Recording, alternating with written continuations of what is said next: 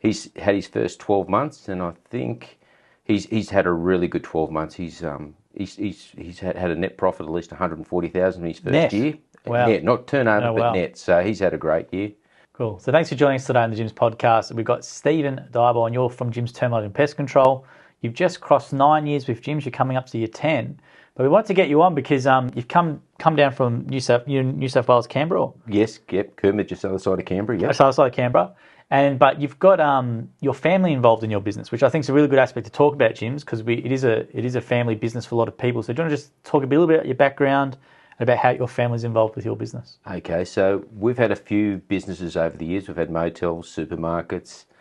We had it 12 months off and tried to work out what we wanted to do with work. So we... So we just hold the seat. I'll say you're walking, you'll make them dizzy. No, that's all good. So we looked at gyms. We found it to be really good. It was a really good fit for us. So I had some young kids at the time, which I got to spend a lot more time with. And as they progressed and went through school and university, they came along with me and actually worked on the side through the holiday period and any time they had off.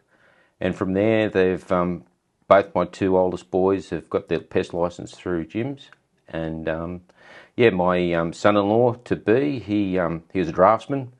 He saw how the business was, and so he decided to join us as well. Yep. So he's had his first 12 months, and I think he's had a really good 12 months. He's had a net profit of at least 140,000 in his first year. Wow. Net, not turnover, but net. So he's had a great year.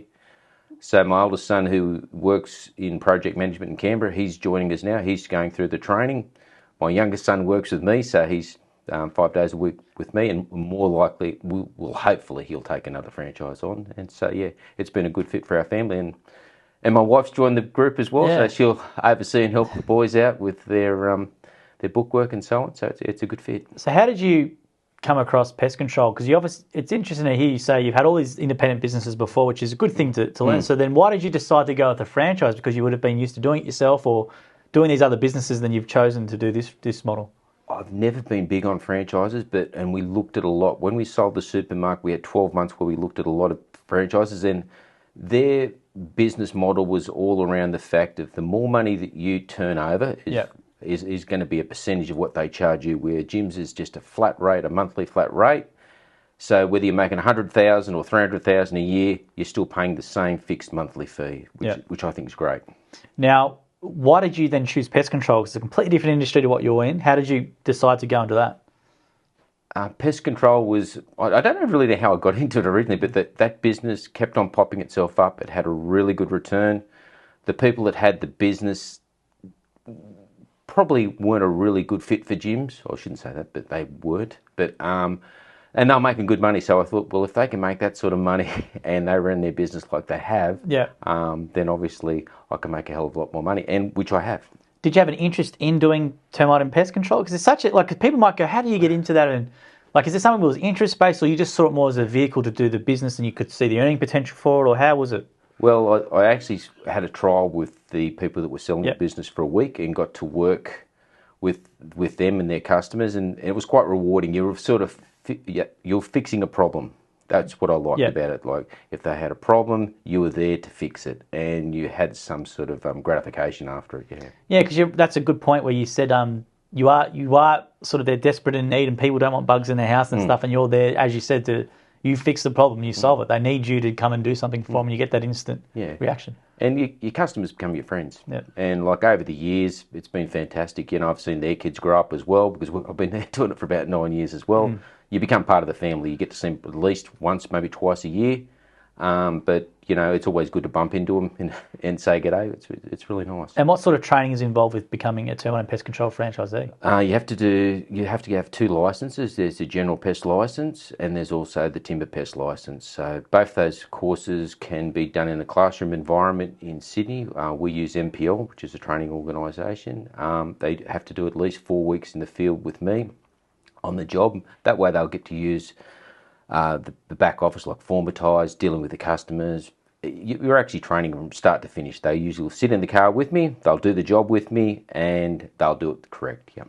And how long does it actually take to do? Do people like keep working their job then do it at night, or how does it all work with the training? We're pretty flexible on the practical training, whether they can do it while they're still working in their current job.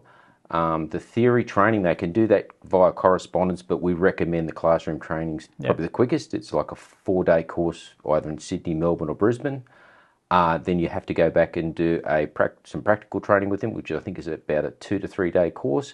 And then you do the practical assessment, which is a 2-day course. So how long roughly in total for someone to get their relevant qualification needed to do what you do? Both licenses, I would say 4 to 6 months. Okay. Yep. Yeah. If they were to hook in to some extent. Yeah. Yeah, and it's good for people to know that because so they can plan around it and prepare it. And how do then people, like if they've got a current full-time job, do they do that course part-time out of hours, or how do they work the transition for themselves if they want to do it? The course itself, as I said, can be a 3-day course, so they can take 3 days off work and go to either Sydney, Melbourne or Brisbane and do that course in the classroom.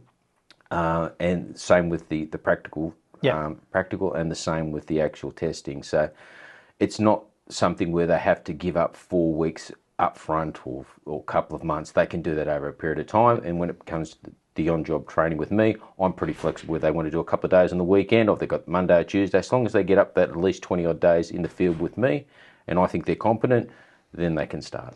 Now, what type of services do you provide, or what can you do? We do construction, we do new builds, pre-purchase reports, termite reports, pest control in the sense of spiders, ants, cockroaches, silverfish, millipedes, wasps. We do rodents. There's not much that we don't do in the way of pests. There are some people that do snake catching. We don't offer that service yet. Bit risky. Yeah. But I was going to say as well, there's a large variety of what you do. I've done a day on the road with James Lyme before down here, and it's quite interesting. Like, it's a very interesting job. Like, you've got to, you're getting, obviously, the customer's telling you one thing, but you've got to then make an assessment, and you've got to get in all the nooks and crannies and do all these different things. It's quite a problem-solving, It is. intensive job. Sometimes what the customer thinks they have is the problem isn't exactly what it is. So I'll say that, we've got rats in the roof, and long story short, by the time we've gone through the roof, we've told them that it's a possum. Okay, they get a little bit confused. So it's a problem solving. Yeah, what time are they hearing the noises? What are they hearing? And so on. Like, it's a bit of problem solving. Yeah, it seems like every day would be a little bit different with you guys. You don't know what you're going to come up to, and it'd be very, like, if you want to have obviously if people are looking at Jim's franchise, there's a whole different things you can go into. But I think something where if you like problem solving, you want a challenge every day. Something like this would be really good. It is rewarding. Yeah.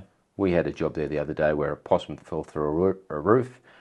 An older lady in her 80s said that she thought there was a possum in the roof. When we got there, we put the ladder up in the manhole in the garage, turned the light on, turned the torch on. There's the possum straight down the middle of the roof looking at me. Told the old lady that yes, definitely that there was a possum in the roof. Still had my ladder up in the actual roof void, and as I went out to set the traps up, the possum came down the ladder. The lady was quite impressed. I was like the Pied Piper, had come out of the roof. So, long story short, it was happy to get out of the roof. It was trapped in there. Yeah. Instead of putting the apple in the trap, I gave it to the possum, gave it a little drink of water, and off it went, happy as. There you go. Yeah. Something different every day. Yeah, I was going to say, how big is your business currently? You've been going for 9 years. Do you have employees, or how big is your current operation? I myself have only employed 1 or 2. Yep. I've got 1 full-time employee, which is my son. Other franchisees in the group have got at least 1, maybe 2 employees. Glenn, a franchisee, yes, he had up to 5, but he's scaled it back to 2 now. But he's kicking goals. Most of my guys, it's up to them. Some people want the employees, and some people are quite happy to be just a sole trader, like just running the business by themselves. Yeah. And a common question you would always get, and we always get, is people go, well, how much am I going to make, right? So that's the question they get when recruiting. So can you maybe give a ballpark? You don't have to say exactly. Obviously, this is all on the person to do it as well. Yeah.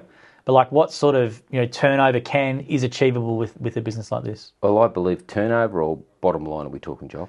Up to you. Okay. You want to disclose? Well, must say you got to find it. You got to do your own research. As an example, and stuff, my son-in-law, first 12 months, I said he paid tax on $140,000. That's his net profit. It's amazing.